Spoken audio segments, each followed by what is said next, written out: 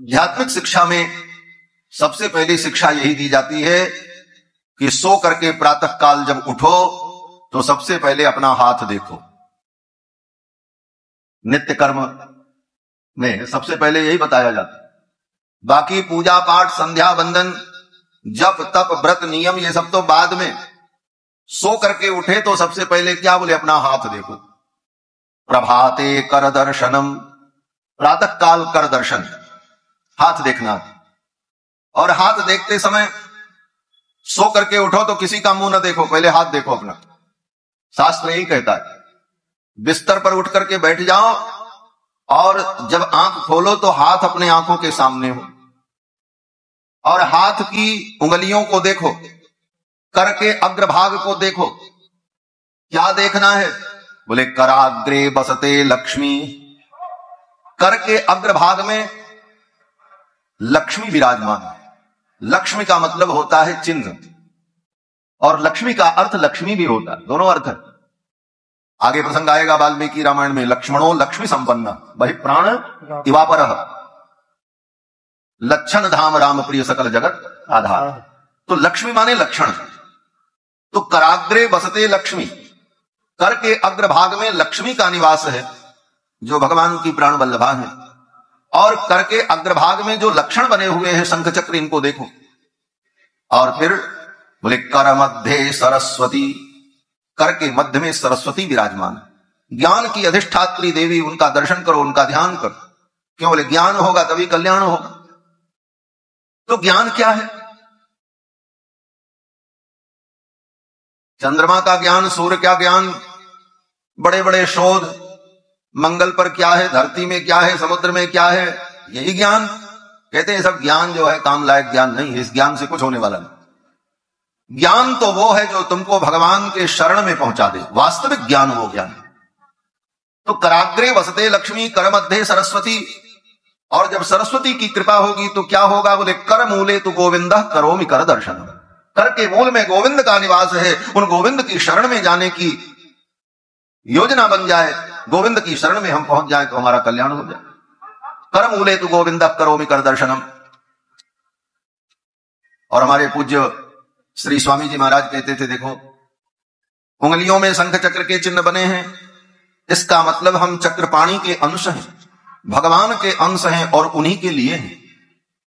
इसीलिए उंगलियों की विशेषता क्या होती है बोले, उंगलियां कभी इधर नहीं जाती।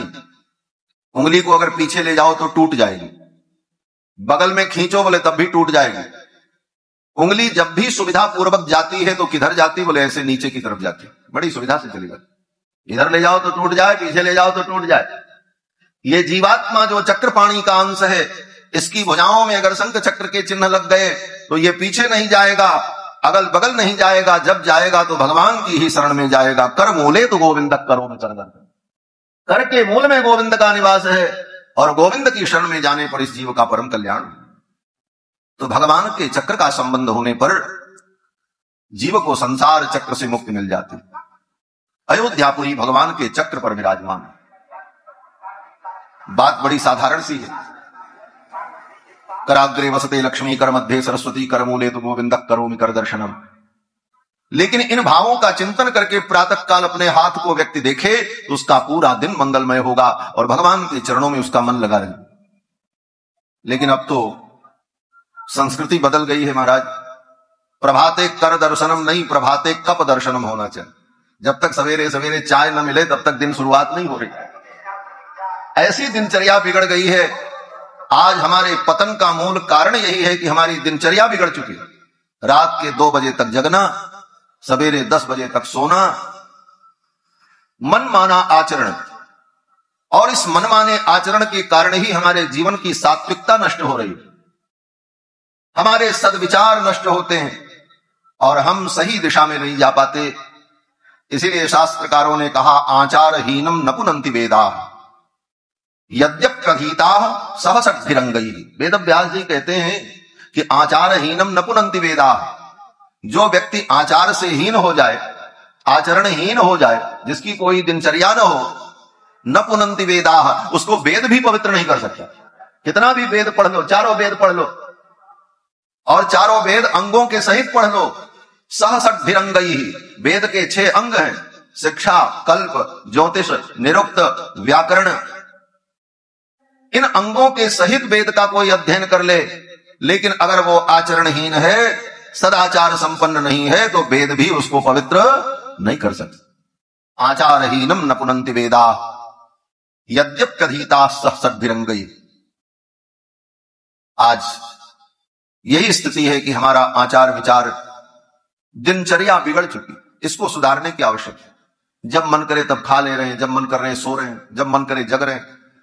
गीता में भगवान कृष्ण कहते हैं, युक्ताहार विहारस्य युक्त कर्मस्य चेष्टसो युक्त स्वप्नावबोधस्य योगो भवति दुःखः। कोई भी योग हो, ज्ञान योग, भक्ति योग, कर्म योग, इन सारे योगों में सफलता तब मिलती है जब व्यक्ति का आहार युक्त हो। युक्ताहार विहारस्य, उसका विहार युक्त हो। युक्त कर्मस्य, उसका कर्म भी युक्त हो। युक्त का मतलब प्रामाणिक, व्यवस्थित। युक्ताहार विहारस्य युक्त कर्मस्य चेष्टसु युक्त स्वप्नावबोधस्य, समय पर सोना और समय पर जगना। स्वप्न और स्वप्नावबोध, सोना और जागना युक्त समय पर हो, तब बोले योगो भवति दुःखः।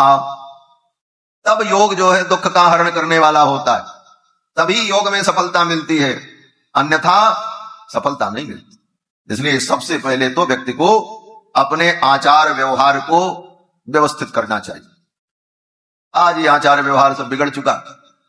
8 बजे तक सोना है, फिर पहले बिस्तर पे बैठे बैठे चाय की चुस्की लेनी है, और जब चाय मिल जाए तब प्रेशर बनेगा, तब आगे का प्रोग्राम शुरू होगा, उसके पहले होगा ही। यही हमारे पतन का कारण बनता जा रहा। तो अयोध्यापुरी का मैं वर्णन कर रहा था। देखो ये भाई साधु शाही कथा है, हम कोई ऐसे कथावाचक नहीं है, हम तो सधुक्कड़ी कथा करते हैं। जहां कोई बात समझ में आई, बढ़िया है, काम लायक है, उसका वर्णन करो, यही कथा है और क्या। इसको साधु शाही कथा कहते हैं। हमारे आचार्य लोग, संत लोग ऐसे ही कहते हैं, जहां मन चला गया वहीं आनंद लो शास्त्र का, और उसमें गोते लगाओ, और सब बातें कल्याणप्रद हैं, सारी बातें जीवों के कल्याण के लिए ही कही गई। कथा तो सब मालूम ही है आप लोगों को, सभी राम भक्त हैं आप। तो अयोध्यापुरी का बड़ा सुंदर वर्णन किया है लौकुश ने। ये अयोध्यापुरी भगवान के चक्र पर विराजमान है। या चक्रो परिराजते भुवि सदा। और अयोध्यापुरी में सरयू नदी प्रवाहित होती। सरयू नदी भगवान के नेत्रों से प्रकट हुई। गंगा का प्रादुर्भाव भगवान के चरणों से हुआ, और सरयू जी का प्रादुर्भाव भगवान के नेत्रों से हुआ। कहीं कहीं पर ऐसा भी वर्णन है कि भगवान के एक चरण से गंगा जी का प्रादुर्भाव हुआ और एक चरण से सरयू जी का प्रादुर्भाव। यह भी है। कल्प भेद हरिचरित सुहाये भांति अनेक मुनीसन गाए। लेकिन नेत्रों से प्रकट होने की जो कथा है, ये अधिक प्रामाणिक और मान्यता प्राप्त है। क्यों बोले, सरयू जी का एक नाम है नेत्रजा। नेत्रजा माने जो भगवान के नेत्रों से प्रकट हुई। और इनको लाया किसने, बोले वशिष्ठ जी लेकर के आए। गंगा को भगीरथ लेकर के आए, इसलिए गंगा भागीरथी कहलाई। और सरयू जी को तपस्या करके, सरयू जी को प्रसन्न करके श्री वशिष्ठ जी महाराज लेकर के आए, इसलिए सरयू का नाम वासिष्ठी। और सरयू जी ब्रह्मचारिणी है। गंगा तो सिंधु कांता है, समुद्र की पत्नी है गंगा, लेकिन सरयू, बोले सरयू ब्रह्मचारिणी है। और सरयू जी भगवान के नेत्रों से जो प्रकट हुई, ब्रह्मद्रवा। ब्रह्मद्रवा का मतलब ब्रह्म परमात्मा ही द्रवीभूत होकर जल के रूप में प्रवाहित हो रही। अब इसको आप ऐसे समझो कि जैसे हमारे आपके आंख से भी आंसू निकलते हैं, लेकिन हमारे आपके आंखों से निकलने वाला आंसू क्या है, बोले वो पानी है, जल तत्व है। क्योंकि शरीर में 5 तत्व है, छित जल पावक गगन समीरा, पंच रचित यह अधम शरीरा। तो पृथ्वी जल तेज वायु आकाश 5 तत्व इस शरीर में है। तो आंसू जो निकला वो क्या है? बोले शरीर के अंदर का जल तत्व है। लेकिन भगवान का विग्रह पंच तत्व का नहीं होता है। हमारा आपका विग्रह शरीर पंच तत्व का है, इसीलिए ये अधम है, अधम शरीरा। क्षिति जल पावक गगन समीरा, पंच रचित यह अधम शरीरा। लेकिन भगवान का विग्रह तो दिव्य है। भगवान के विग्रह का जब वर्णन किया जाता है तो एक ही शब्द आता है, क्या? बोले दिव्य। भगवान का कुछ भी वर्णन हो तो दिव्य, यही कहना पड़ता है। गीता उठा करके पढ़ लेना, गीता में वर्णन करते हैं ना, दिव्य माल्याम्बरधर। जहां कहीं भी भगवान के स्वरूप का वर्णन होता है तो यही कहते हैं, दिव्य माल्याम्बरधर दिव्य गंधानुलेपन। भगवान का चंदन भी दिव्य है, भगवान की माला भी दिव्य है, भगवान का पीतांबर भी दिव्य है, भगवान का मुखमंडल भी दिव्य है, भगवान का विग्रह भी दिव्य है, भगवान भी दिव्य है। अब इसके आगे कोई शब्द ही नहीं है। और ये भी शब्द केवल काम चलाने के लिए, दिव्य भी। अब दिव्य के आगे क्या कहें? इसलिए जहां कहीं भी शास्त्र में भगवान का वर्णन, वहां दिव्य शब्द का प्रयोग। दिव्याननम, भगवान का मुख्य कैसा है? बोले दिव्य। तो भगवान का श्री विग्रह भी दिव्य है। दिव्य का मतलब पृथ्वी जल तेज वायु आकाश का विग्रह नहीं है, अपितु तो भगवान का जो विग्रह है वो चिदानंदमय है। चिदानंदमय देह तुम्हारी, भगवान का विग्रह चिदानंदमय। तो भगवान के विग्रह में केवल एक ही तत्व है, सच्चिदानंद तत्व, आनंद तत्व, दूसरा कोई तत्व ही नहीं, एक ही तत्व आनंद। आप प्रणखात सुवर्णमय, वेद कहता है कि नख से लेकर शिख पर्यंत परमात्मा सुवर्णमय। यह कहने का तात्पर्य क्या है? बोले इसका तात्पर्य यह है कि जैसे सोने की मूर्ति बनाओ तो सोने की मूर्ति में नख भी होगा, पैर भी होगा, उंगलियां भी होंगी, नाक आंख कान पेट पीठ सब होगा, लेकिन होगा क्या? बोले एक ही तत्व होगा, सोना, दूसरा थोड़ी कुछ होगा। नख से लेकर शिख पर्यंत स्वर्ण ही है, दूसरा कुछ है ही नहीं। आप प्रणखात सुवर्णमय। उसी प्रकार से भगवान के भीतर बाहर संपूर्ण विग्रह में एक ही तत्व है, आनंद तत्व, दूसरा तत्व है ही नहीं। तो भगवान के नेत्रों से जो जल निकला वो जल क्या है? बोले वो भी आनंद तत्व है, ब्रह्मानंद तत्व है। तो भगवान के नेत्रों से प्रकट होने वाली सरयू जी क्या है? बोले ब्रह्म द्रवा है, ब्रह्म परमात्मा ही द्रवीभूत होकर के जल के रूप में प्रवाहित हो गए। ये सरयू की महिमा है। दूतों ने कहा महाराज हमारे लिए क्या आज्ञा है? यमराज ने कहा आज से सावधान हो जाओ, जब किसी प्राणी को पकड़ने जाना तो पहले विचार कर लेना, देख लेना, अगर वो भगवान का नाम लेता है, भगवान के चरणों में प्रणाम करता है, भगवान गोविंद की कथा सुनता है, तो उसको यहां लेकर के मत आना। और जिसकी जिह्वा कभी भगवान का नाम न लेती हो, जिह्वा न वक्त्री भगवत गुण नाम धेयम, जिसकी जिह्वा कभी भगवान का गुणानुवाद न करती हो, चेतश्च न स्मरति तच्चरणारविंदम, जिसका चित्त कभी भगवान के चरणारविंद का स्मरण न करता हो, कृष्णायनो नमति यच्छिर एकदापि तानान यध्वमसतो कृत विष्णु कृत्यान, जिसने कभी भगवान की कोई सेवा न की हो, कभी भगवान का नाम न लिया हो, भगवान की कथा न सुनी हो, ऐसे प्राणियों को पकड़ करके यहां लाना। और जो भगवान की कथा सुनते हो, भगवान का नाम लेते हो, उनको यहां लेकर के मत आना। ये स्पष्ट निर्देश दिया यमराज ने अपने दूतों को। ये अजामिल की कथा हमें यही संकेत करती है कि बार बार भगवान का नाम लेते रहो। और इस कलयुग में तो कलौ नास्तेव नास्तेव नास्तेव गतिरन्य था। इस कलयुग में भगवान का नाम छोड़ करके दूसरी कोई गति है नहीं। न किसी से योग होने वाला है, न किसी से यज्ञ होने वाला है, न किसी से तपस्या होने वाली है, न किसी का ज्ञान सिद्ध होने वाला है। ये कलयुग बड़ा घोर है, बड़ा भयानक है। इस घोर कलिकाल में योग करने की स्थिति नहीं रही, तपस्या करने लायक शरीर नहीं बचा। हाँ, थोड़ी सी गर्मी सहन नहीं होती, थोड़ी ठंडी नहीं सहन होती, तपस्या क्या करेगा व्यक्ति? एक दिन 15 दिन में एक दिन एकादशी का व्रत करना होता है तो 10 बार चौके की ओर देखता है क्या खाने को मिले। वो क्या तपस्या करेगा? आज तपस्या के योग्य शरीर नहीं रहा व्यक्ति का। गोस्वामी तुलसीदास जी महाराज कवितावली में कहते हैं कि दम दुर्गम दान दया मख कर्म सुधर्म अधीन सबे धन को, तप तीर्थ साधन जोग विराग सो होय नहीं दृढ़ता तन को। दम दुर्गम, इंद्रियों का दमन कर दो कल्याण हो जाएगा, लेकिन इंद्रियों का दमन कितना दुर्गम है। दम दुर्गम। दान दया मख कर्म, दान से यज्ञ से व्यक्ति पवित्र हो जाता है, उसके पाप नष्ट होते हैं, लेकिन दान और यज्ञ ये धन के अधीन कर्म है। जिसके पास धन नहीं वो क्या करेगा? और धन रहने के बाद भी अगर करने की इच्छा शक्ति नहीं है तो नहीं करेगा। धन तो बहुतों के पास है, कौन करते हैं? दुनिया के दिखावा में व्यक्ति धन फूंक देता है, लेकिन सत्कर्म में उसका धन नहीं लगता है। ये तो भगवान की कृपा हो, उसी का धन सत्कर्म में लगता है। तो दम दुर्गम दान दया मख कर्म सुधर्म अधीन सबे धन को, तप तीर्थ साधन जोग विराग सो होय नहीं दृढ़ता तन को। तप तीर्थ ये कब होता है? बोले जब शरीर में दृढ़ता हो। आज शरीर में दृढ़ता नहीं। हम इतने सुकुमार हो गए, इतने सुविधा भोगी हो गए, तीर्थ में भी जाते हैं तो सारी सुविधा ही खोजते हैं। इसीलिए तीर्थ में भी जाने का फल कहां प्राप्त होता है किसी को।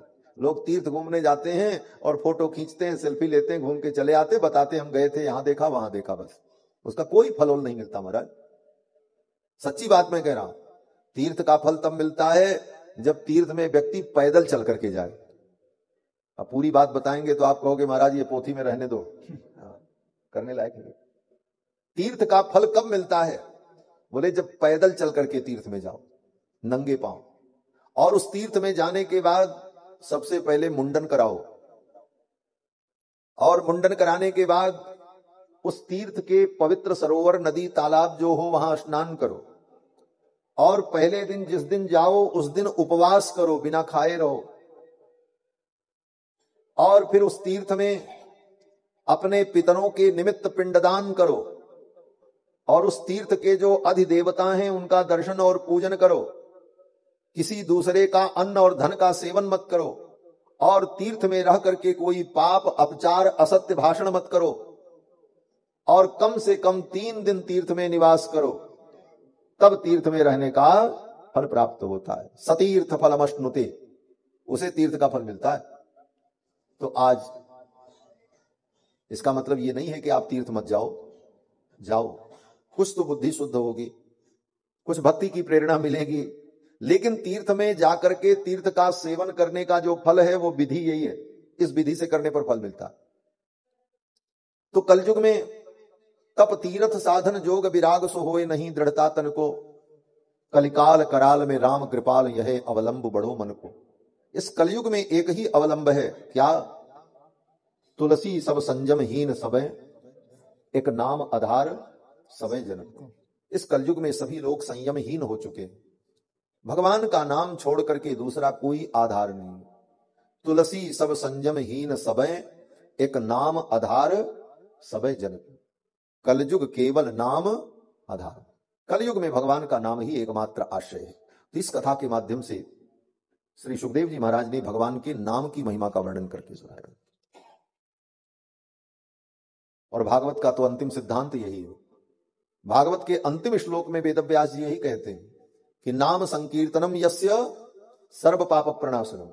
भगवान का नाम संकीर्तन समस्त पापों का नाश करने वाला है, और भगवान को प्रणाम करने पर सारे दुख की निवृत्ति हो जाती है।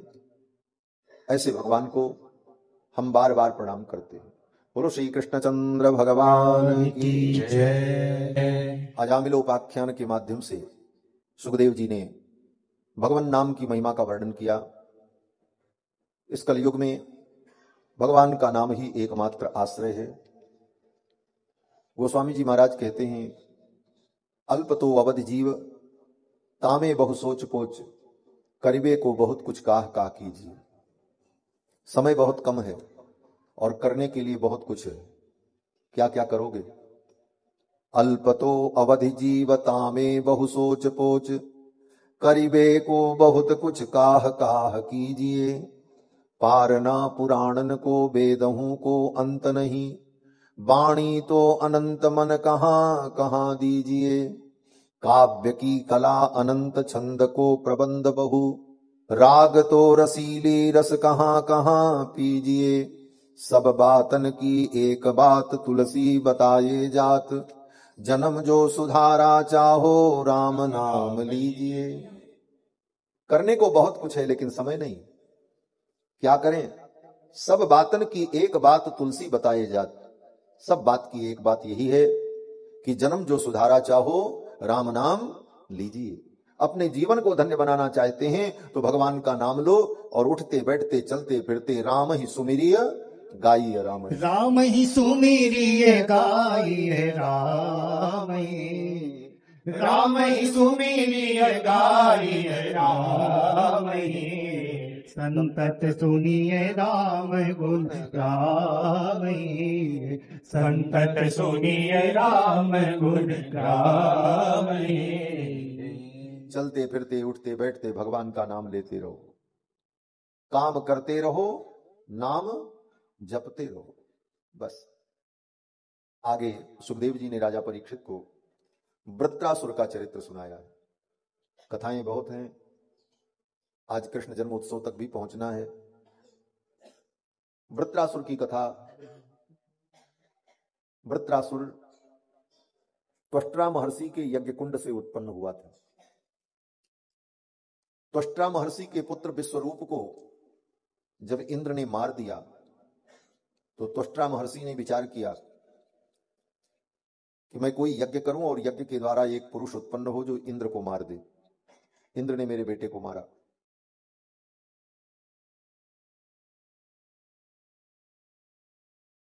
और त्वष्ट्रा महर्षि ने यज्ञ किया। यज्ञ से एक विशाल असुर उत्पन्न हुआ, वृत्रासुर। वृत्रासुर इंद्र से युद्ध करने गया और उस युद्ध में वृत्रासुर ने बड़ा विलक्षण पराक्रम दिखाया। इंद्र के ऐरावत के मस्तक पर एक गदा का प्रहार किया, इंद्र का ऐरावत घूर्णित होकर के गिर पड़ा। इतना पराक्रमी था महाराज वृत्रासुर। युद्ध करते समय वृत्रासुर ने अपनी गदा का प्रहार किया, इंद्र का वज्र हाथ से छूट करके गिर गया नीचे। इंद्र लज्जित हो गए। वृत्रासुर ने कहा, हे इंद्र, आप लज्जा मत करो, वज्र उठाओ और आओ युद्ध करो, विजय तुम्हारी ही होगी। मैं जानता हूं पराजय मेरी होगी, क्योंकि भगवान तुम्हारे साथ हैं। वृत्रासुर ने कहा कि तेनैव शत्रुम जहि विष्णु यंत्रितो यतो हरिर् विजय श्री गुणास्ततः। तुम्हारे वज्र में भगवान विष्णु की शक्ति निहित है और भगवान विष्णु की तुम्हारे ऊपर कृपा है, विजय तुम्हारी होगी। लेकिन मुझे चिंता नहीं है, मैं पराक्रम करूंगा और पूरे मन से युद्ध करूंगा। और वृत्रासुर ने इंद्र से कहा कि जब मैं भगवान की स्तुति करने लग जाऊं, अपने मन को, अपने चित्त को भगवान के चरणों में लगा दूं, उसी समय तुम अपने वज्र से मेरे ऊपर प्रहार करना। मैं भगवान का स्मरण करते हुए मृत्यु को प्राप्त हो जाऊंगा, मुझे भगवत प्राप्ति हो जाएगी। असुर होकर के वृत्रासुर ने भगवान की ऐसी भक्ति की है। वृत्रासुर ने जो स्तुति की है, वृत्रासुर की स्तुति के 4 श्लोक बड़े महत्वपूर्ण हैं। इसका नाम है वृत्रासुर चतुश्लोकी। 4 श्लोकों में वृत्रासुर ने भगवान की स्तुति की है। क्या स्तुति की है जो हमारे आपके लिए बहुत महत्वपूर्ण है। वृत्रासुर स्तुति करते हुए कहता है कि अहम हरे तव पादैक मूल दासानुदासो भवितास्मि भूयः। हे भगवान, मेरी एक ही कामना है कि मैं आपके चरणों का दासानुदास बन जाऊं। वृत्रासुर ने यह नहीं कहा कि मैं राजा बन जाऊं, मैं देवता बन जाऊं। वृत्रासुर भगवान से कहता है, भगवान मैं तो आपका दास भी नहीं बन सकता, जो आपके दास हैं उन दासों का मैं दास बन जाऊं, यही मेरे लिए बहुत होगा। ये विनम्रता है वृत्रासुर, ये वृत्रासुर का नैत्यानुसंधान है। वृत्रासुर कहता है, अहम हरे तब पादैक मूल दासानुदासो भवितास्मि भूयः, मैं आपके दासों का दास हो जाऊं। और हमारे यहां तो श्री कुलशेखर आलवार ने इससे भी आगे बढ़ करके कहा, अपने मुकुंदमाला स्तोत्र में कुलशेखर आलवार कहते हैं कि हे भगवान, जो आपके दास हैं उनके जो दास, फिर उनका जो दास हो, फिर उनका जो दास हो, उसका मैं दास बन जाऊं। चरमावधि दास, चरमावधि माने अंतिम सोपान पर जो दास हो, वो दासत्व मुझे प्राप्त हो जाए। इसीलिए आज भी हमारे यहाँ रामानुज संप्रदाय में जब एक महापुरुष दूसरे महापुरुष से मिलते हैं तो यही कहते हैं, अड़ियेन चरमावधि रामानुज दासन। चरमावधि रामानुज दासन, चरमावधि माने अंतिम दास, दास का दास, दास का दास, दास का दास करते हुए जहां जाकर के रुके, वो अंतिम दास जो है वो मुझको समझो। ये नैत्यानुसंधान। कुलशेखर आलवार मुकुंदमाला स्तोत्र में भगवान से यही प्रार्थना करते हैं कि त्वद भृत्य भृत्य परिचारक भृत्य भृत्य भृत्यस्य भृत्य इति माम स्मर लोकनाथ। हे लोकनाथ, त्वद भृत्य भृत्य परिचारक भृत्य भृत्य, जो आपका भृत्य है उसका जो भृत्य, उसका जो भृत्य, उसका जो भृत्य, त्वद भृत्य भृत्य परिचारक भृत्य भृत्य भृत्यस्य भृत्य इति माम स्मर लोकनाथ। हे लोकनाथ, आपके उन दासों का अंतिम दास चरमावधि दास में बन जाओ। वृत्रासुर ने कहा कि अहम हरे तव पादैक मूल दासानुदासो भवितास्मि भूयः, मनस्मरेता सुपतेर्गुणास्ते गृणीत वाक् कर्म करोतु कायः। मेरा मन निरंतर आपका स्मरण करता रहे, मेरी वाणी आपके गुणों का वर्णन करती रहे, और मेरा शरीर आपका कैंकर्य करता रहे। ये कामना वृत्रासुर ने भगवान से की। यही कामना हमको आपको भी करनी चाहिए कि हम भगवान के दासानुदास हों, हमारा मन भगवान का स्मरण करता रहे, हमारी वाणी भगवान का गुणानुवाद करती रहे, और शरीर से हम भगवान का कैंकर्य करते रहे। आगे दूसरे श्लोक में वृत्रासुर ने कहा कि न नाक पृष्ठम न च पारमेष्ठ्यम। हे भगवान, मुझे स्वर्ग भी नहीं चाहिए, न च पारमेष्ठ्यम, मुझे परमेष्ठ पद नहीं चाहिए, न सार्वभौमम, मुझे सार्वभौम पद भी नहीं चाहिए, न रसाधिपत्यम, रसातल का आधिपत्य भी मुझे नहीं चाहिए, न योग सिद्धि पुनर्भवम वा, मुझे योग की सिद्धियां भी नहीं चाहिए। भगवान की भक्ति करके अगर कोई सिद्धि चाहे कि हमारे अंदर कोई सिद्धि आ जाए, हम चमत्कार करने लग जाएं, बोले इसका भी निषेध है। वृत्रासुर कहता है न योग सिद्धि, हमको योग की सिद्धि भी नहीं चाहिए, और अपुनर्भवम वा, संसार के आवागमन से मुक्ति मिल जाए, बोले ये भी नहीं चाहिए। हम बार बार संसार में पैदा हो, हमको कोई चिंता नहीं। तब क्या चाहिए? वृत्रासुर कहता है समंजसत्वा विरही आकांक्षे, आपके चरणों का प्रेम चाहिए।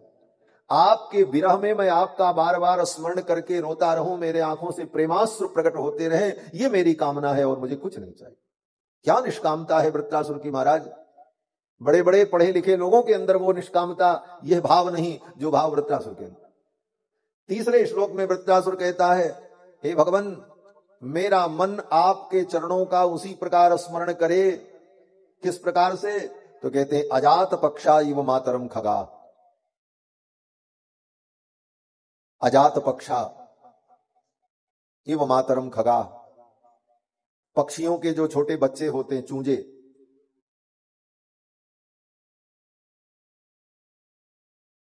श्री सीतारामचंद्र भगवान की जय। जय जय सीताराम। अजात पक्षा इव मातरम खगा। वृत्रासुर कहता है कि जैसे पक्षियों के बच्चे होते हैं, उनके पंख जब तक नहीं जमे होते तब तक वो बच्चे घोंसले में रहते हैं। उनके माता पिता चारा चुगने के लिए चले जाते हैं तो वो उनकी प्रतीक्षा करते रहते हैं, कब आएंगे कब आएंगे। जिस प्रकार उड़ने में असमर्थ, हे भाई बोलो मत, थोड़ा शांति बनाए रखो, थोड़ा भी इधर उधर आप करेंगे तो हम बोलना हमको कठिन हो जाएगा। श्री सीतारामचंद्र भगवान की जय। तो वृत्रासुर ने कहा, अजात पक्षायो मातरम खगाह, जिस तरह उन पक्षियों का प्रेम अपने माता पिता में होता है ऐसा प्रेम आपके चरणों में मेरा हो। लेकिन फिर उसने सोचा नहीं नहीं, ये प्रेम तो उन पक्षियों का तब तक होता है जब तक उनके अपने पंख नहीं होते। जिस दिन पंख जम जाते हैं फिर वे पक्षी अपने माता पिता का स्मरण नहीं करते, स्वयं उड़ने लगते। वृत्रासुर ने कहा, स्तन्यम यथा वत्सतरा क्षुधार्ता, गाय जंगल में चरने के लिए चली जाती है तो गाय का बछड़ा जो मां के दूध पर आश्रित है वो प्रतीक्षा करता है कब मां आएगी और हमको दूध पिलाएगी। जिस प्रकार वो दुधमुहा बछड़ा अपनी मां का निरंतर स्मरण करता है उसी प्रकार मैं आपका स्मरण करता रहा। लेकिन फिर वृत्रासुर ने सोचा नहीं नहीं, ये बछड़ा भी तब तक अपनी मां का स्मरण करता है जब तक दूध पर आश्रित रहता है। जब भूसा खाने लगता है, घास खाने लगता है, तब उसे मां की याद नहीं आती है, तब मां कहीं भी जाए कोई फर्क नहीं पड़ता। तब वृत्रासुर ने अंतिम प्रार्थना में कहा, हे भगवान, प्रियम प्रियेव विशुतम विषण्णा मनोरविंदाक्ष दिदृक्षते त्वाम। जैसे किसी प्रियतमा का पति परदेश चला जाए तो वो प्रियतमा बार बार हर क्षण अपने प्रियतम का स्मरण करती रहती है और उसका प्रेम प्रतिक्षण बढ़ने वाला संवर्धमान प्रेम होता है, उसी प्रकार हे प्रभु मैं निरंतर आपका स्मरण करता हूं। यही उदाहरण दिया, अंतिम उदाहरण। आगे वृत्रासुर कहता है, हे भगवान, ममोत्तम श्लोक जनेषु सख्यम। अब बड़ी अद्भुत कामना कर रहा है वृत्रासुर। वृत्रासुर कहते हैं कि ममोत्तम श्लोक जनेषु सख्यम, जो संसार में चरित्रवान ज्ञानी महापुरुष हैं उनसे हमारा सख्य हो, अर्थात उन्हीं से हमारी मैत्री हो जो आपके भक्त हो। संसार चक्रे भ्रमत स्वकर्म भी, और संसार चक्र में अपने कर्मों के अनुसार मैं विविध योनियों में भ्रमण करूं, मुझे कोई आपत्ति नहीं है। लेकिन हे भगवान, आसक्त चित्तस्य न नाथ भूयात्, मेरा मन संसार में कभी आसक्त न हो, मेरा मन आपके चरणों में लगा रहे, बस यही मेरी कामना है। इन 4 श्लोकों में वृत्रासुर ने भगवान की बड़ी सुंदर स्तुति की और निष्काम भाव से भगवत चरणों के प्रेम की कामना की है। यही कामना हमको आपको भी करनी चाहिए। यही इस चरित्र का सार है।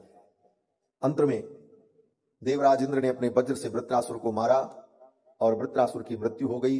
वृत्रासुर के शरीर से एक दिव्य ज्योति निकली और वो ज्योति आकाश में विलीन हो गई। वृत्रासुर को मोक्ष की प्राप्ति हुई, परम गति की प्राप्ति हुई। इसके बाद सप्तम स्कंद की कथा प्रारंभ होती है और सप्तम स्कंद में श्री सुखदेव जी ने राजा परीक्षित को भगवान के परम भक्त प्रहलाद का चरित्र सुनाया।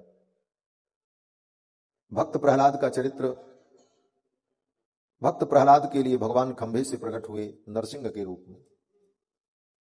भक्त प्रहलाद के चरित्र की भूमिका यहां से शुरू होती है कि राजा परीक्षित ने सुखदेव जी से प्रश्न किया, समः प्रियः सुहृद ब्रह्मन् भूतानां भगवान स्वयं, इंद्रस्यार्थे कथम दैत्यान अवधीत विषमो यथा। भगवान तो समप्रिय हैं, भगवान के लिए सब बराबर है, फिर भगवान देवताओं का सहयोग क्यों करते हैं और दैत्यों का वध क्यों करते हैं? अगर भगवान के लिए सब बराबर है तो भगवान दैत्यों का वध क्यों करते हैं और देवताओं का सहयोग क्यों करते हैं? ये प्रश्न राजा परीक्षित ने सुखदेव जी से पूछा सप्तम स्कंद के प्रारंभ में। समप्रिय सुहृद ब्रह्मन् भूतानां भगवान स्वयं, इंद्रस्यार्थे कथम दैत्यान अवधीत विषमो यथा।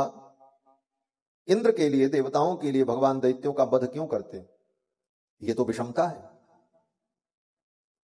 और अगर कोई कहे कि देवताओं से भगवान को कोई लाभ है तो राजा परीक्षित कहते हैं देवता भगवान को क्या दे सकते हैं। और अगर कोई ये कहे कि दैत्यों से भगवान को कोई डर है तो दैत्य भगवान का क्या बिगाड़ सकते हैं? फिर भगवान इन दैत्यों को क्यों मारते हैं? ये क्या लीला है? इसका उत्तर देते हुए सुखदेव जी ने कहा, राजन, वस्तुतः भगवान इस लीला विभूति में सृष्टि में तीनों गुणों का समन्वय स्थापित करते हैं। ये सृष्टि 3 गुण से बनी है, सतोगुण, रजोगुण, तमोगुण, त्रिगुणात्मिका सृष्टि है। जब सतोगुण बढ़ता है तो देवता ऋषि मुनि बढ़ने लगते हैं, जब रजोगुण बढ़ता है तो असुर और राक्षस बढ़ने लगते हैं, और जब तमोगुण बढ़ता है तो पिशाच, यक्ष, इनकी वृद्धि होती है। भगवान क्या करते हैं? बोले इन तीनों गुणों का अनुपात बनाते हैं। सतोगुण बढ़ने लगा, ऋषि मुनि देवता बड़े बलवान हो गए और उनका बल बढ़ने लगा। तमोगुण रजोगुण घटने लगा, तब भगवान क्या करते हैं? बोले भगवान ही अपना बल राक्षसों को दे देते हैं। बोला अब तुम थोड़ा बढ़ जाओ, ये सतोगुणी ज्यादा बढ़ रहे हैं, अब तुम बढ़ो। तो भगवान अपना बल राक्षसों को, असुरों को दे देते हैं। फिर वे रजोगुणी राक्षस, तमोगुणी राक्षस सतोगुणी देवताओं को, ऋषि मुनियों को जब सताते हैं तो वो रजोगुण वो सतोगुण थोड़ा कम हो जाता। जब सतोगुण ज्यादा कम होने लगता है, तमोगुण ज्यादा बढ़ने लगता है, तब भगवान अवतार लेकर उन तमोगुणी राक्षसों का वध कर देते हैं और फिर उन गुणों को अनुपात में ला देते हैं। तो भगवान की ये लीला है। भगवान अपनी लीला के माध्यम से ये सब समय समय पर करते रहते हैं। और भगवान का न किसी से द्वेष है, न भगवान का कोई पराया है, सब भगवान के अपने ही है, चाहे वो राक्षस हो, चाहे असुर हो, चाहे देवता। और भगवान जिस पर कृपा करते हैं उसको भी वैकुंठ प्राप्त होता है, और भगवान जिसको मारते हैं उन असुरों को भी वही वैकुंठ प्राप्त होता है। इसलिए भगवान की कृपा करुणा में कोई अंतर नहीं है, भगवान तो समदर्शी ही है। और ये प्रसंग बताते हुए सुखदेव जी ने राजा परीक्षित को बताया, राजन, यही प्रश्न नारद जी ने तुम्हारे बाबा से किया था। कब? बोले जब भगवान ने राजसूय यज्ञ में शिशुपाल का उद्धार किया, अपने चक्र से शिशुपाल के सिर को काट दिया, तो लोगों ने देखा शिशुपाल के शरीर से एक दिव्य ज्योति निकली और भगवान कृष्ण के चरणों में विलीन हो गई। इस दृश्य को देखकर युधिष्ठिर ने देवर्षि नारद से पूछा कि जो भगवान को गाली दे रहा था शिशुपाल, इसको सायुज्य मुक्ति की प्राप्ति हो गई है, भगवान के चरणों में विलीन हो गया, इसे तो नरक में भी जगह नहीं मिलनी चाहिए थी। तो इस प्रसंग में नारद जी ने युधिष्ठिर को बताया, राजन, ये भगवान का भक्त था, भगवान का सेवक था। पिछले जन्म में यही रावण था, उसके पहले जन्म में ये हिरण्यकश्यपु था। ये भगवान के सेवक जय विजय जो पार्षद हैं, सनकादिक के शाप से यही 3 जन्म राक्षस बने। पहले जन्म में हिरण्याक्ष हिरण्यकश्यपु, दूसरे जन्म में रावण और कुंभकर्ण, और तीसरे जन्म में शिशुपाल और दंतवक्र बनकर के प्रकट हुए, और ये इनका अंतिम जन्म था। अब इन्हें मुक्ति की प्राप्ति हो गई। शिशुपाल को भगवान ने परम गति प्रदान कर दी। ये रहस्य जब नारद जी ने बताया युधिष्ठिर को, तो उसी समय युधिष्ठिर ने पूछा कि पूर्व जन्म में ये हिरण्यकश्यपु था? बोले हाँ। बोले हिरण्यकश्यपु के पुत्र प्रहलाद जी भगवान के परम भक्त थे, और भक्त प्रहलाद के लिए भगवान खंबे से प्रकट हुए। युधिष्ठिर ने जब ये पूछा, इसी प्रसंग में युधिष्ठिर जी ने कहा, देवर्षि आप कृपा करके भक्त प्रहलाद का चरित्र हमें सुनाओ। तो नारद जी ने युधिष्ठिर जी को भक्त प्रहलाद का चरित्र सुनाया, और इसी कहानी को, इसी कथा को सुखदेव जी राजा परीक्षित को बता रहे हैं। इस क्रम से सप्तम स्कंद की कथा प्रारंभ होती है, और श्री सुखदेव जी कहते हैं, राजन, जब हिरण्यकश्यपु के भाई हिरण्याक्ष को भगवान बराह ने मार दिया, उसी समय से हिरण्यकश्यपु भगवान से द्वेष करने लगा। भगवत्य करो द्वेषम भ्रातर्वध मनुस्मरन, अपने भाई के वध का स्मरण करके भगवान से द्वेष करने लगा। और फिर हिरण्यकश्यपु ने जाकर के पहले तपस्या की। 10,000 वर्ष तक मंदराचल पर्वत की तलहटी में अपने पैर के अंगूठे के बल खड़े होकर आकाश की ओर आंख फाड़ करके देखते हुए, दोनों हाथों को ऊपर उठाकर 10,000 वर्ष तक हिरण्यकश्यपु ने ब्रह्मा जी की तपस्या की। सतेपे मंदर द्रोण्याम तप परम दारुणम, ऊर्ध्वबाहु नभो दृष्टि पादांगुष्ठाश्रितावनि। 10,000 वर्ष तक तपस्या किया। ब्रह्मा जी प्रसन्न हो गए। ब्रह्मा जी ने कहा, वरदान मांगो, वरम ब्रूहि। हिरण्यकश्यपु ने कहा कि आप यही वरदान दे दीजिए कि मैं अमर हो जाऊं। ब्रह्मा जी ने कहा अमरत्व का वरदान तो मैं नहीं दे सकता, इसके अतिरिक्त कुछ मांगना हो तो मांग लो। हिरण्यकश्यपु ने कहा आपकी बनाई हुई सृष्टि के 84 लाख योनि के किसी प्राणी से मेरी मृत्यु न हो, न मैं दिन में मरूं, न रात में मरूं, न घर में मरूं, न बाहर मरूं। ऐसा विलक्षण वरदान मांगा। ब्रह्मा जी ने कहा तथास्तु। हिरण्यकश्यपु को लगा कि अब तो मैं अमर हो गया, जब न दिन में मरूंगा न रात में मरूंगा, इसका मतलब नहीं मरूंगा। 84 लाख योनि का कोई प्राणी मुझे मार नहीं सकता, इसका मतलब मैं नहीं मरूंगा। अपने अमर होने का भ्रम हो गया हिरण्यकश्यपु को, और हिरण्यकश्यपु ने स्वर्ग पर चढ़ाई कर दी, इंद्र को जीत लिया, स्वर्ग पर अपना आधिपत्य कर लिया और संपूर्ण त्रिलोकी में एक छत्र राज्य करने लगा। सारे देवता उसके वशवर्ती हो गए। यज्ञ के फल को स्वयं अपने प्रताप से ग्रहण कर लेता था। यज्ञ किसी देवता का हो, आहुति उसी को मिलती थी। भले किसी देवता का नाम लेकर के कोई आहुति डाले, लेकिन हिरण्यकश्यपु यज्ञ के फल का भोक्ता बन गया, संपूर्ण यज्ञ के फल को स्वयं ग्रहण कर लेता था। तीनों लोकों में उसका साम्राज्य हो गया और जो चाहता वही करता था हिरण्यकश्यपु। समय बीतता रहा, देवता दुखी होकर भगवान से जाकर के कहते, भगवान ने कहा चिंता मत करो, जिस दिन ये अपने पुत्र प्रहलाद को, मेरे भक्त को सताएगा, तब मैं इसका वध करूंगा। अभी विलंब है, अभी प्रतीक्षा करो। भगवान ने देवताओं को समझा करके विदा कर दिया। हिरण्यकश्यपु के 4 पुत्र थे, सबसे छोटे प्रहलाद जी, और प्रहलाद जी जन्म से ही भगवान के परम भक्त। क्यों? बोले जब ये मां के गर्भ में थे तो इनकी मां ने देवर्षि नारद का सत्संग प्राप्त किया था। हिरण्यकश्यपु तो तपस्या करने चला गया था, और हिरण्यकश्यपु की पत्नी कयाधु गर्भवती थी। कयाधु ने नारद जी के आश्रम में रह करके सत्संग किया, क्योंकि उस समय इंद्र हिरण्यकश्यपु की पत्नी कयाधु के गर्भ को नष्ट कर देना चाहते थे। इंद्र सोच रहे थे मेरे शत्रु की पत्नी है, इसके गर्भ में जो बालक है वो भी मेरा शत्रु ही होगा। उस गर्भ को नष्ट करना चाहते थे।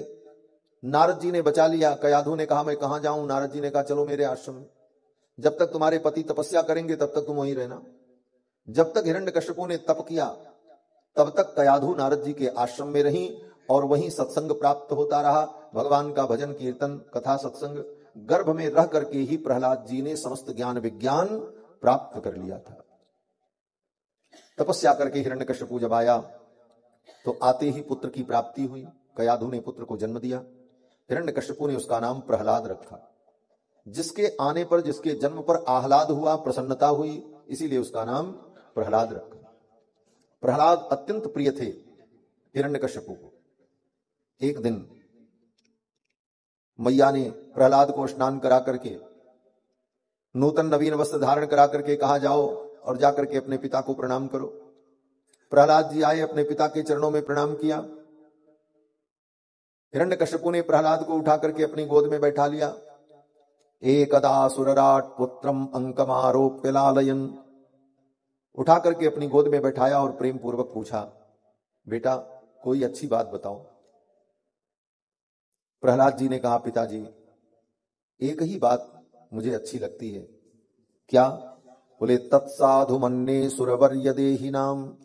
हे असुरराज, एक ही बात मुझे अच्छी लगती है कि ये संसार अंधा कुआं है और इस संसार के अंधे कुएं में हम गिरें, इससे पहले जंगल का मार्ग पकड़ लेना चाहिए और भगवान का भजन करना चाहिए।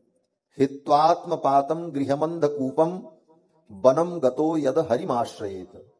इस संसार के अंधे कुएं में गिरने से पहले सावधान हो जाना चाहिए और भगवान हरि के चरणों का आश्रय लेना चाहिए। यही सबसे अच्छी बात है, इससे बढ़िया बात और कुछ नहीं हो सकती। हिरण्यकश्यपु ने अट्टहास किया और हिरण्यकश्यपु ने कहा लगता है किसी भेदी ने मेरे बालक को मेरे शत्रु की बात सिखा दी। ले जाओ और इसे ले जाकर असुरों का जो धर्म है वो सिखाओ, असुरों की जो विद्या है वो इसे पढ़ाओ। शुक्राचार्य के पुत्र संडामर्क प्रहलाद जी को ले गए गुरुकुल में पढ़ाने के लिए। असुरों का जो धर्म है वो सिखाने लगे। प्रहलाद जी सुन लेते थे लेकिन विचार नहीं करते। क्यों? बोले नारद जी ने इतना ज्ञान पहले से ही सब कुछ दे दिया है प्रहलाद जी को, अब कोई इनको क्या ज्ञान देगा। प्रहलाद जी सुन लेते थे, बोलते कुछ नहीं थे। कुछ दिन जब बीता तो हिरण्यकश्यपु ने फिर बुलाया और कहा बेटा बताओ गुरुकुल में तुमने क्या पढ़ा, कौन कौन से पाठ पढ़ लिए? तब प्रहलाद जी ने कहा, पिताजी मैंने 9 पाठ पढ़ लिया है। बोले 9 पाठ पढ़ लिया? हाँ। बोले कौन कौन सा पाठ पढ़ा? तो प्रहलाद जी ने कहा, श्रवणम कीर्तनम विष्णु स्मरणम पाद सेवनम। ये नवधा भक्ति है। प्रहलाद जी कहते पहला पाठ मैंने ये पढ़ा, श्रवणम, भगवान की कथा सुननी चाहिए। ये पहला पाठ है, ये हमारे आपके लिए भी है। भगवान के चरणों में जाना चाहते हो तो पहला पाठ ये पढ़ो कि भगवान की कथा सुनो। ये भगवान की कथा सुनना, ये पहला पाठ है, श्रवणम। दूसरा पाठ बोले कीर्तनम। प्रहलाद जी कहते हैं दूसरा पाठ मैंने पढ़ा कीर्तनम, भगवान का कीर्तन करना चाहिए। तीसरा पाठ मैंने ये पढ़ा स्मरणम, भगवान का स्मरण करना चाहिए। चौथा पाठ पाद सेवनम, भगवान के चरणों की सेवा करनी चाहिए। पांचवा पाठ मैंने पढ़ा अर्चनम, भगवान की पूजा करनी चाहिए। छठा पाठ पढ़ा वंदनम, भगवान की वंदना करनी चाहिए। सातवां पाठ पढ़ा दास्यम, भगवान का दास बनकर के सेवा करनी चाहिए। आठवां पाठ मैंने पढ़ा सख्यम, भगवान को अपना सखा और सुहृद समझना चाहिए। और अंतिम पाठ मैंने ये पढ़ा कि जिनकी कथा सुनी, जिनका नाम लिया, जिनके चरणों की सेवा की, ऐसे भगवान के चरणों में अपने आप को समर्पित कर देना चाहिए, आत्मनिवेदनम। ये अंतिम पाठ मैंने पढ़ा। हिरण्यकश्यपु ने अपनी गोद से उठा के पटक दिया, कुलांगार, कुल कलंक, दुष्ट नीच, तू मेरे शत्रु की बात करता। ब्रह्म बंधो किमेतत्ते विपक्षम श्रयता सता। अरे तू मेरे शत्रु की बात करता है, किसने तुझे ये बात सिखा दिया? गुरुजी जो पढ़ाते थे वो वहीं खड़े थे बगल में। गुरुजी ने तो सोचा था कि आज चेला बढ़िया पाठ सुनाएगा तो महाराज प्रसन्न होंगे, दक्षिणा मिलेगी, लेकिन आज तो प्रहलाद ने उल्टा ही पाठ सुना दिया। हिरण्यकश्यपु ने पूछा, क्या पढ़ाया मेरे बेटे को? तो गुरुजी ने कहा कि न मत प्रणीतम न पर प्रणीतम, ये पाठ जो बोल रहा है ये मैंने नहीं पढ़ाया। बोले तो किसने पढ़ाया? बोले न पर प्रणीतम, हमारे गुरुकुल में ये विषय पढ़ाया ही नहीं जाता है। बोले तो कहां से सीख लिया मेरे बेटे ने? तो पढ़ाने वाले उन गुरुओं ने कहा, सुतो बदत्तेश तवे इंद्र शत्रु, हे इंद्र शत्रु, ये तुम्हारा बेटा जो बोल रहा है, नैसर्ग की मतिरस्य राजन, हे राजन, इसकी ये मति नैसर्गिक है, जन्मजात है, इसको किसी ने बताया ही नहीं, पता नहीं कहां से जानता। नैसर्ग की मतिरस्य राजन नियच्चमन्युम कददास्म मानः, हे भगवान आप हमारे ऊपर क्रोध मत करो, हमने ये सब नहीं पढ़ाया है, ये तो पहले से पढ़ाया है। हिरण्यकश्यपु ने कहा, ले जाओ इसे, मार करके फेंक दो। राक्षस ले गए, प्रहलाद जी को मारने के अनेक उपाय किए, कथाएं आपको सब मालूम है। पहाड़ से पटक दिया, समुद्र में फेंका, विष पिलाया, हाथी के नीचे कुचलवाया, काल कोठरी में बंद कर दिया, अग्नि में जलाया, लेकिन सारे उपाय हिरण्यकश्यपु के व्यर्थ हो गए। जाको राखे साइया, मार न सके ना कोई। भगवान जिसकी रक्षा करें उसको कोई क्या मारेगा, और भगवान रक्षा न करें तो फिर कौन रक्षा कर पाएगा? श्री वेदांत देशिक स्वामी जी महाराज कहते हैं कि त्वयि प्रवृत्ते मम किम प्रयासई, हे भगवान अगर आप मेरी रक्षा में प्रवृत्त हैं तो मुझे कोई प्रयास करने की जरूरत नहीं। अगर भगवान रक्षा करने के लिए तैयार हैं तो हमको कुछ करने की क्या जरूरत है? और त्वयि अप्रवृत्ते मम किम प्रयासई, और हे भगवान अगर आप हमारी रक्षा में प्रवृत्त नहीं हैं तो फिर मेरे प्रयास से क्या होने वाला, हम कितना भी कर लें क्या कर पाएंगे? दोनों स्थिति में जीव को अपनी रक्षा का प्रयास नहीं करना चाहिए, भगवान के ऊपर निश्चिंत रहना चाहिए। ये भगवान के ऊपर निश्चिंत हो जाना, इसी का नाम शरणागति है। अंतिम उपदेश गीता में भगवान ने यही दिया, मां शुचः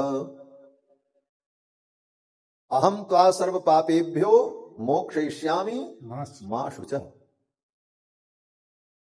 इस चरम मंत्र में अंतिम वाक्य जो है मां शुचः, मां शुचः का यही मतलब है तुम निश्चिंत हो जाओ, शोक मत करो, मत सोचो, क्योंकि तुम्हारे सोचने से कुछ होने वाला नहीं, सब कुछ मुझे करना है। तुम केवल एक काम करो, सोचना छोड़ मेरे ऊपर निश्चिंत हो जाओ। प्रहलाद जी ऐसे ही शरणागत भक्त, भगवान के भरोसे निश्चिंत, कोई चिंता नहीं। इसलिए भगवान हर क्षण उनकी रक्षा करते।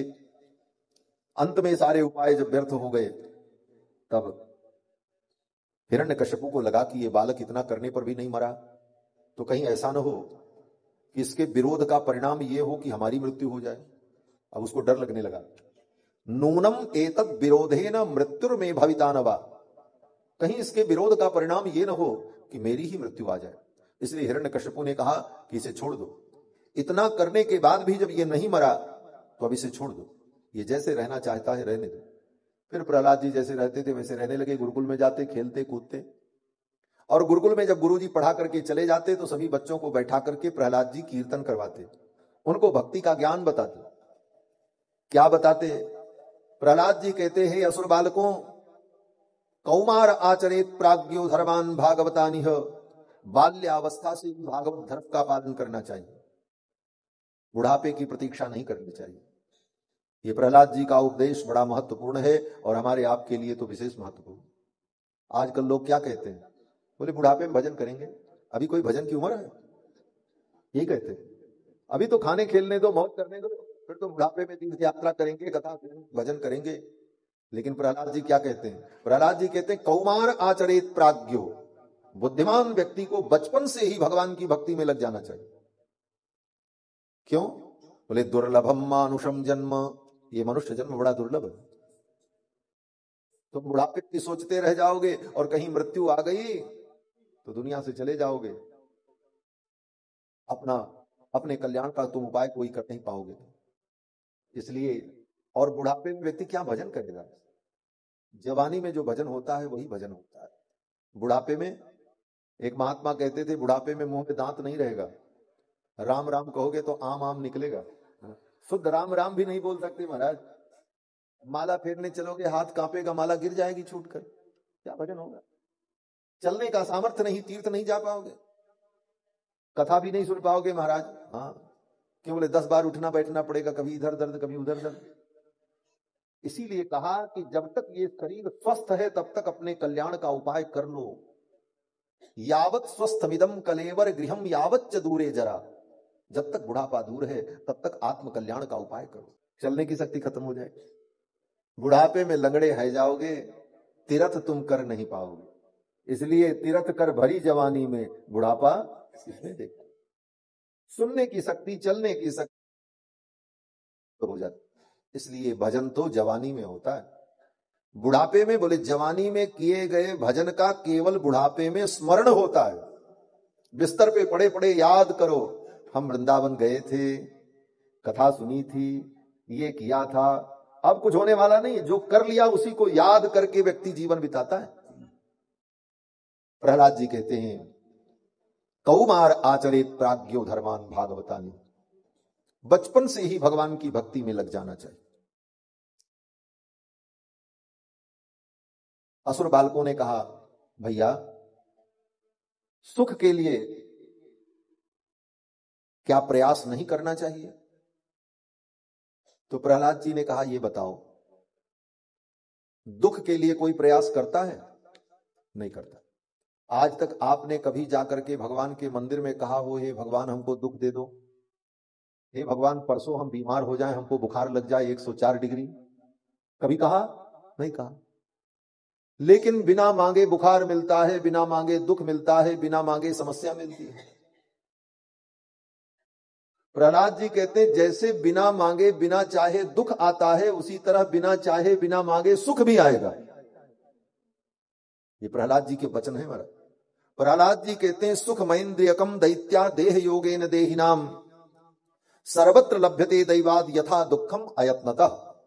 जैसे दुख को प्राप्त करने के लिए हम कोई यत्न नहीं करते, दुख प्राप्त करने के लिए हम कोई प्रयास नहीं करते, लेकिन समय आने पर दुख आ जाता है, उसी प्रकार सुख प्राप्त करने के लिए भी कोई प्रयत्न न करे, फिर भी जब समय आ जाएगा तो सुख आ जाएगा।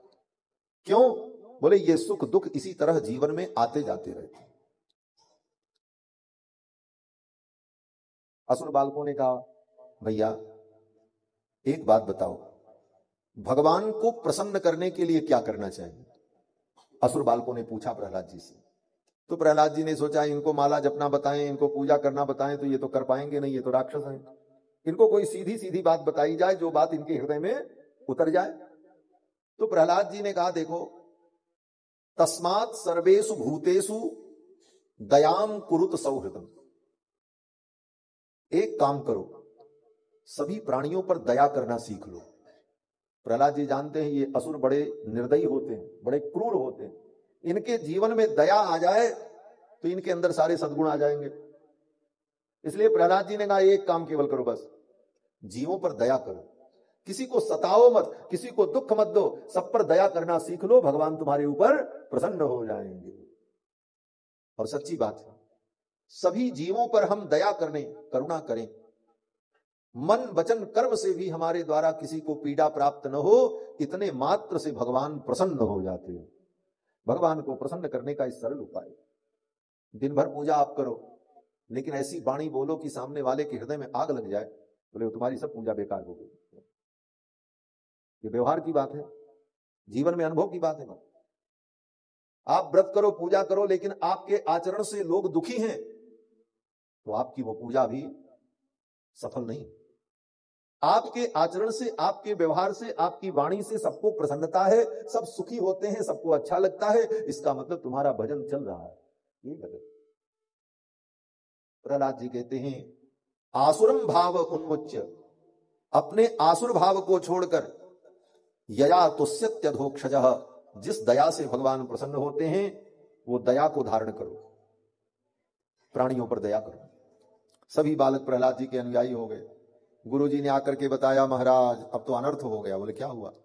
बोले अब विद्यालय में पढ़ाई नहीं होती। बोले क्या होता है? गुरुजनों ने कहा, आपके बेटे ने पूरे विद्यालय को बिगाड़ दिया।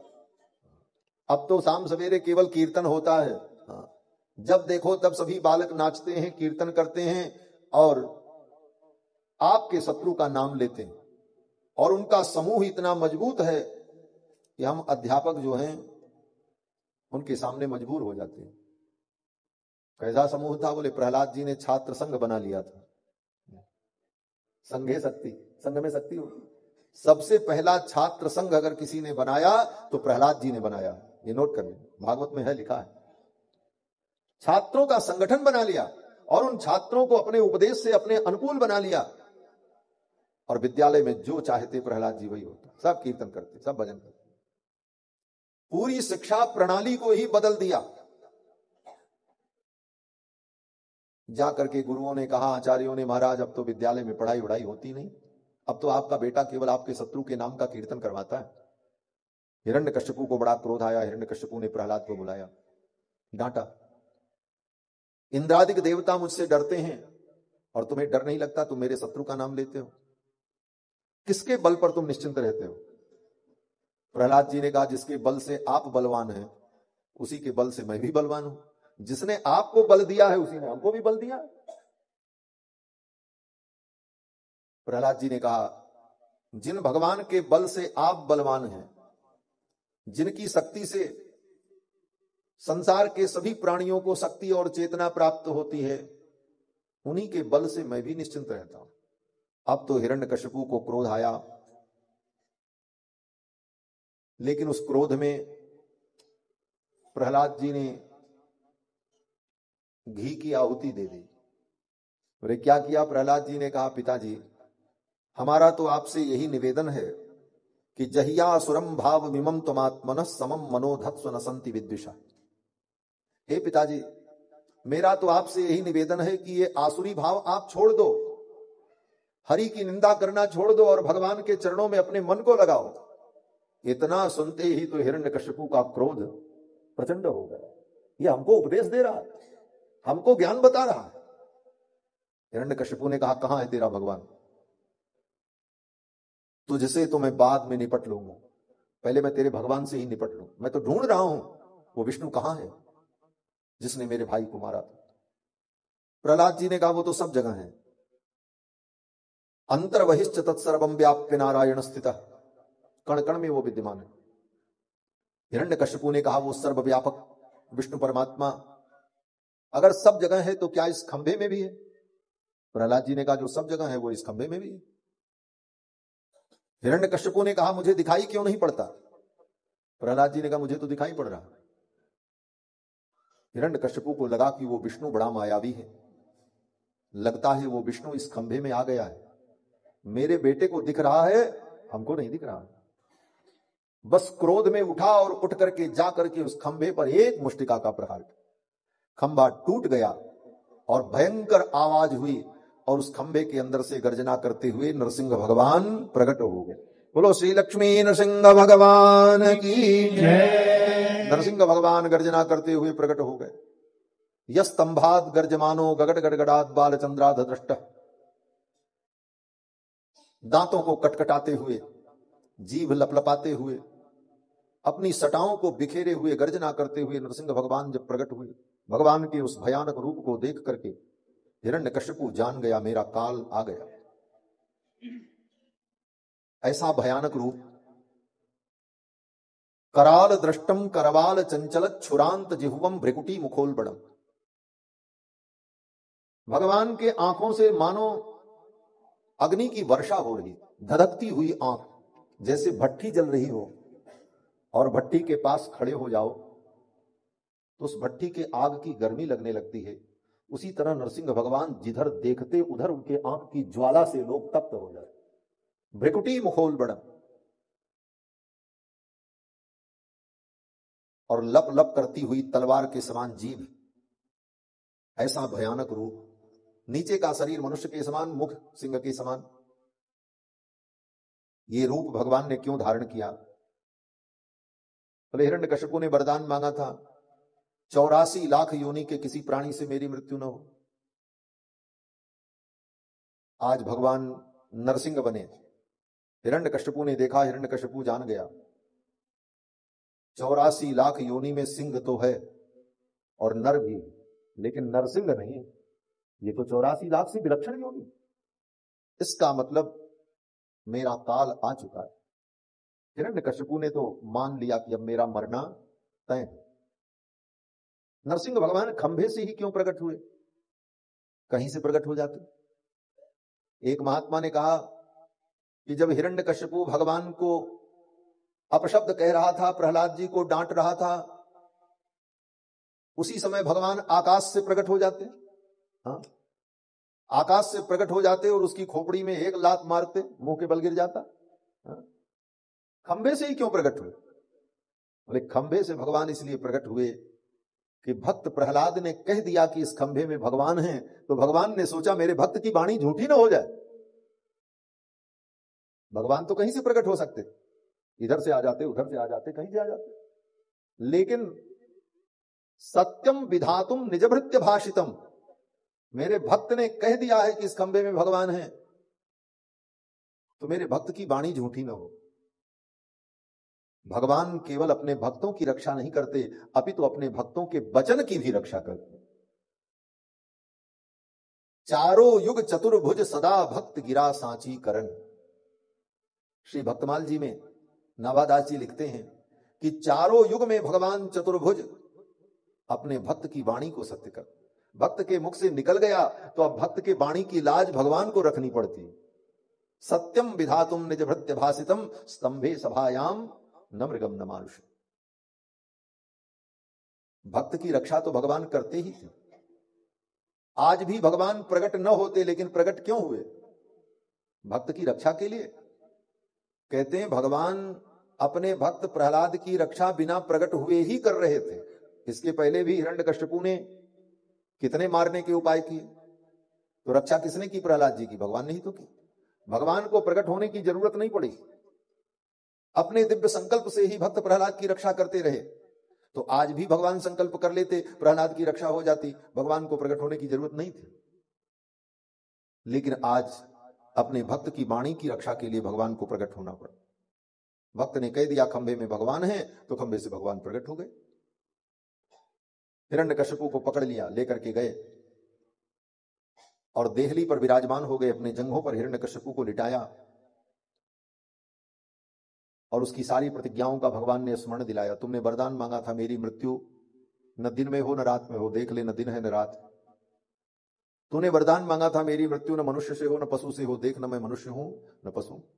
तूने वरदान मांगा था मेरी मृत्यु न अस्त्र से हो न शस्त्र से हो, देखिए मेरे भयानक नख, ये न अस्त्र हैं न शस्त्र हैं।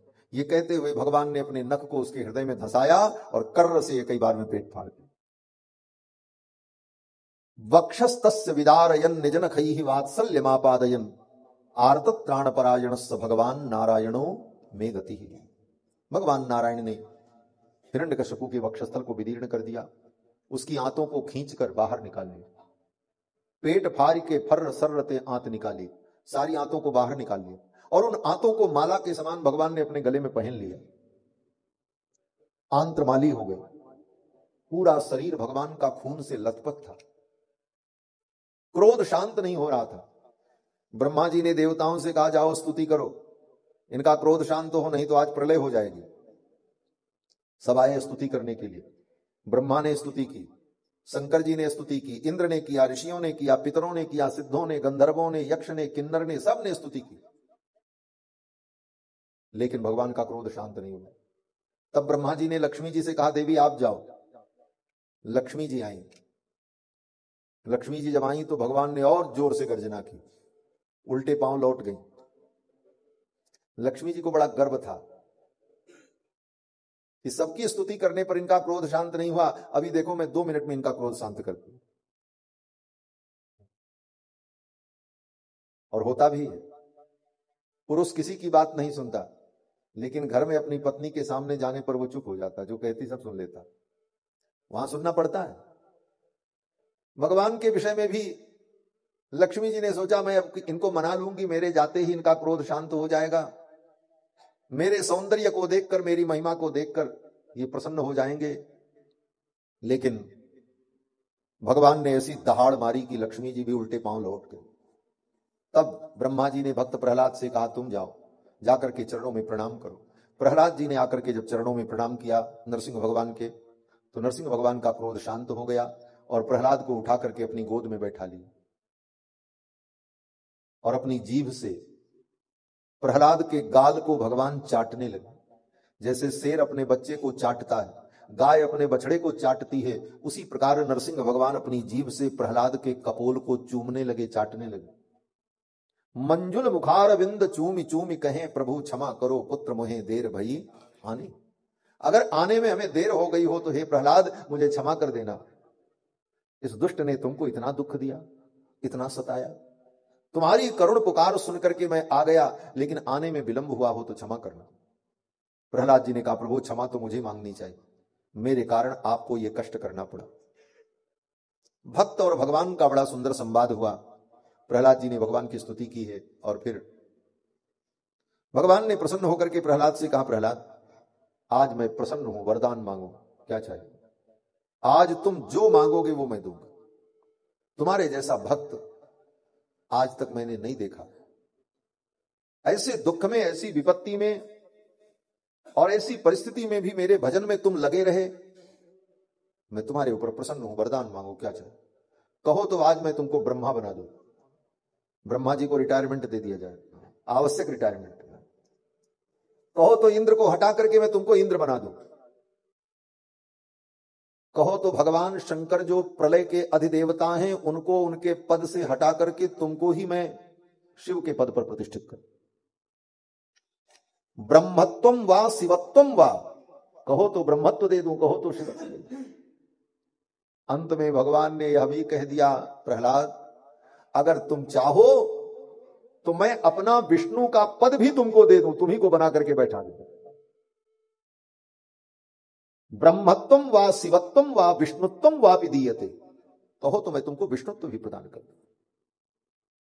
क्या चाहिए मांगो। प्रहलाद जी ने कहा प्रभु मैं क्या मांगू, मुझे कुछ नहीं चाहिए। प्रहलाद जी ने कहा प्रभु जो भक्त आपसे कुछ मांगता है वो आपका भक्त नहीं होता। बोले तब?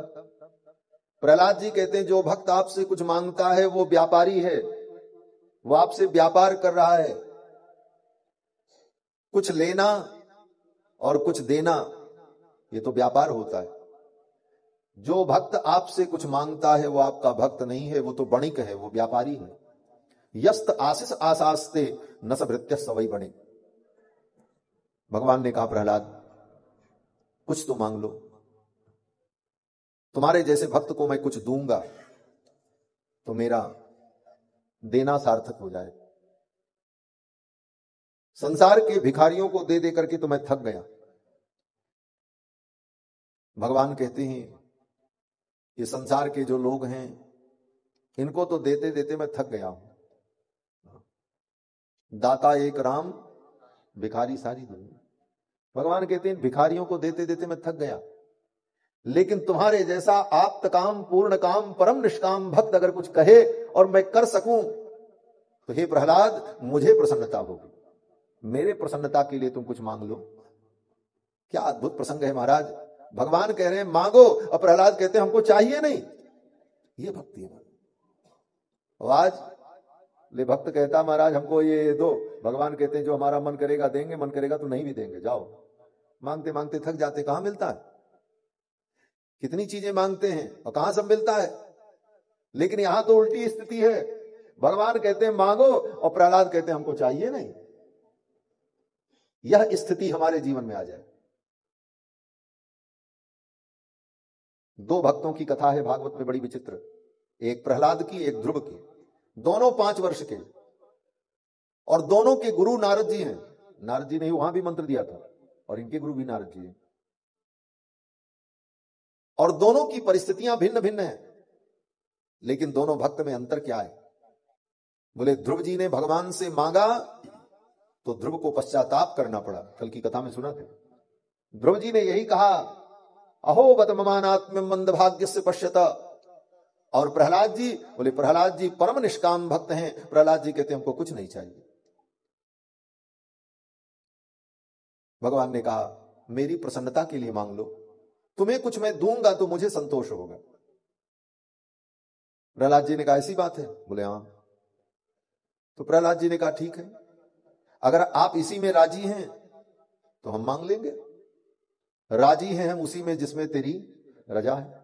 अगर आप इसी में राजी हैं तो हम मांगते हैं। लोगों ने कहा वाह, प्रहलाद जैसे निष्काम भक्त में भी कामना उत्पन्न हो गई और प्रहलाद भी मांगने को तैयार हो गए। बोले हां मांगने को तैयार तो हो गए, लेकिन प्रहलाद जी ने क्या मांगा है ये जब सुनोगे तब पता चलेगा।